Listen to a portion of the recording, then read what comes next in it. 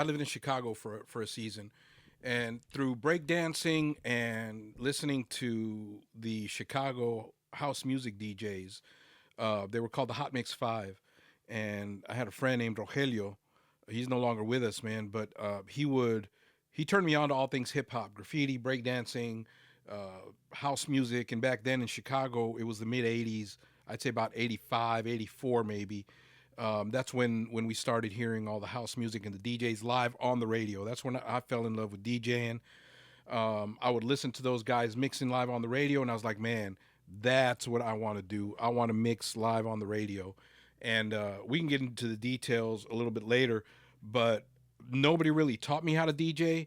Um, I started with a little keyboard, a Casio keyboard sampler. Like I would try to remix the mixes that I would record on the radio, and then I wanted to sell mixtapes because in the flea markets in Chicago, you had DJs over there mixing live and recording them onto a tape, and then they would sell them. So I was like, cool, I'm gonna make my own version of these mixes, and I would just sample little pieces and play them back on a little Casio keyboard, and it sounded like trash. And I was trying to figure out like how do I get a booth at the flea market, but I'm like 11 years old, so it never really happened.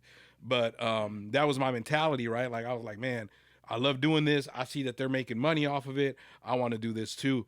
Um, but I just kind of learned on my own, man, by listening to those guys. Now, as time passed, DJ Kamikaze and other DJs like helped me refine my skills as a DJ.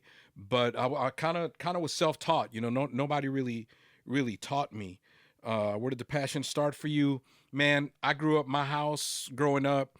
My parents loved music, especially my mom. Man, she's number one, the biggest encourager, and then number two, she just loved all things music, man. So we would have disco music playing, we would have Tigres del Norte, we would have salsa like El Gran Combo, we would have cumbia, we would have all kind rock, Led Zeppelin, the Beatles, the Doors, like man, anything you can think of.